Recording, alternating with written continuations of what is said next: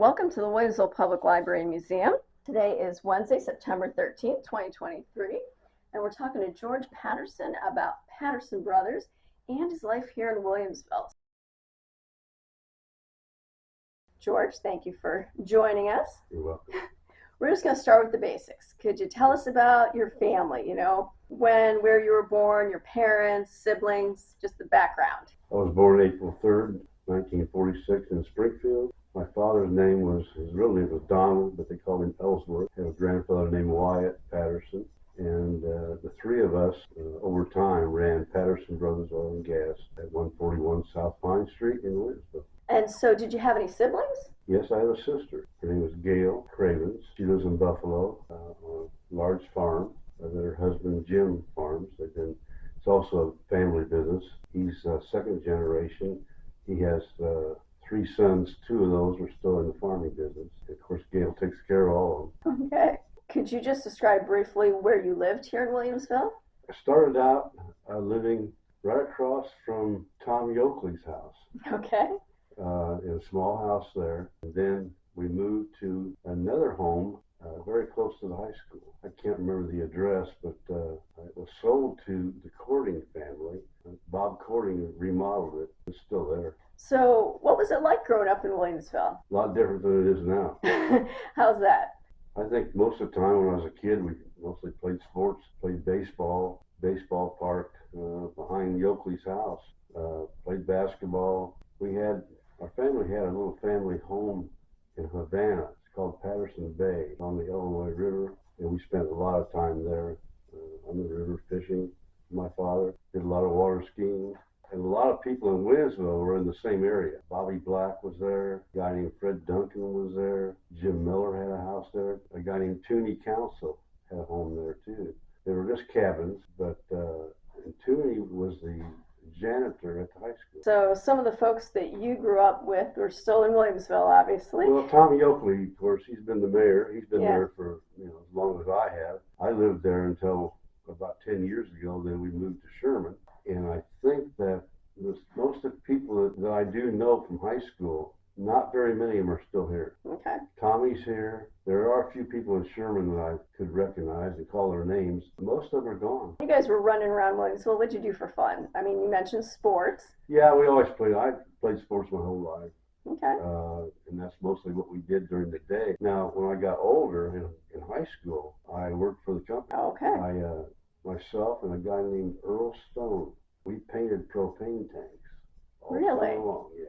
Okay, so they wouldn't rust? Yes, exactly. And those tanks belonged to Patterson Brothers. We got into the propane business in 1957, I think it was. My father started that and continued on until I also ran that same company. Okay, so between work and sports and school, that kept you pretty busy then. Yes, ma'am. When you think back on that, obviously you have a lot of fond memories. Is there anything in particular that stands out to you? I remember the Centennial. Is that what they call it? Yeah. And I was just a kid. I remember they had a big parade. We had bicycles that were all decked out with all sort of red, white, and blue. There was and his name was Zeke, I think. And I remember him dressed up like a gorilla. Okay. And that was it's one thing I can really remember is Zeke being dressed up like a gorilla, and he scared people. So that would have been for the 53 centennial, the 1953? Yes. Okay. Yes, ma'am. Okay. Obviously, a lot of experiences as you're growing up. Family's an important part of that. What kind of things do you think your dad and your grandfather taught you as you were growing up? What kind of lessons did they leave you with? Well, as far as business goes, the main thing we did was try to give people a quality product at a fair price. But the main thing that we tried to do more than anything else was good service. If we told somebody we were going to be there, we got there on time. And I'm talking about if we said we're going to be there at 8 o'clock, we were there at 8 o'clock. Right. That's one of the things that I find so difficult now. Mm-hmm. You order an appliance or a chair, they're going to be there at 10 o'clock and they get there at 2 in the afternoon. And you've been sitting there all day waiting on them. It wasn't the way it was when we were at our. So, as others would say, when you give good customer service, you expect good customer service. Exactly. Right. All right. So you mentioned that you worked for the family business.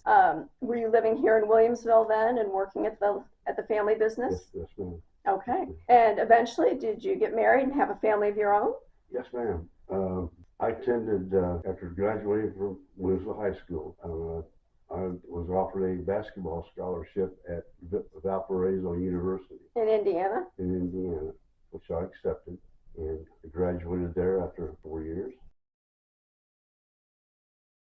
So you went to Valparaiso, Indiana. You went to Valparaiso University in Indiana on a basketball scholarship. You studied teaching, and after you taught for a couple of years, what did you decide to do? Come back to Williamsville and get in the oil business. All right, so you went into the family business. Yes, ma'am. All right, and at some point in your life, you started a family. So roughly when was that? Okay, when I was in Chicago at Mount Prospect teaching school, we were very close to O'Hare Airport. Okay. And I met a young lady named Connie, and she was a stewardess for United Airlines. And we got to be acquainted, had a few dates, got to be very loving of each other, and decided to get married. Okay. All right. And then we moved down from Chicago to back to Williamsville. All right. How long have you been married? 53 years. Did you start a family together? Yes, ma'am. And how many kids did you have? We have 2 children. We have a son named John. John graduated from Williamsville High School, and he was awarded an appointment at West Point, United States Military Academy. It's impressive. He played basketball for Army. He now lives in Macon, Georgia.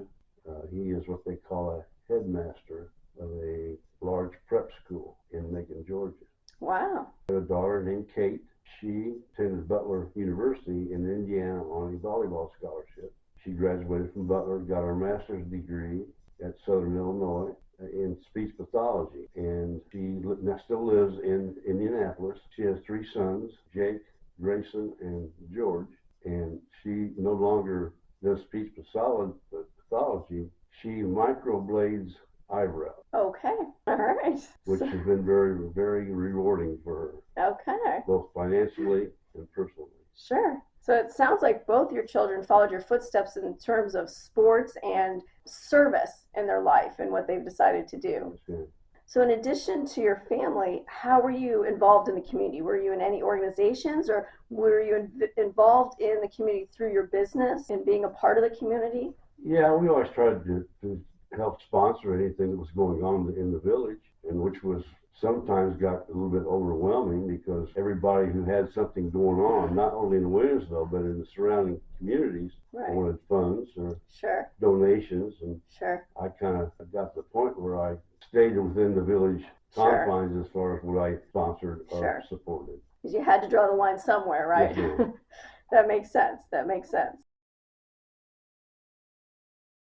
Obviously, life in Williamsville, there's a lot going on, but there's also the bigger picture of things going on nationally and internationally. Can you think of any things that, as you were growing up or as an adult, that are on the grander scale that affected your everyday life or perspective here in Williamsville? One thing I do remember is I remember when John Kennedy was assassinated. I was in a schoolroom.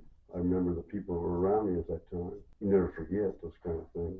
And of course, 9/11, which just the other day, the 9/11. It was very difficult with business because the stock market went down. Prices were fluctuating tremendously. We were not even afraid we could get product, oil and gas. Very difficult situation. Thank you so much, George, for coming in today and sharing your insights and remembrances about growing up in Williamsville. Appreciate your time. You're welcome.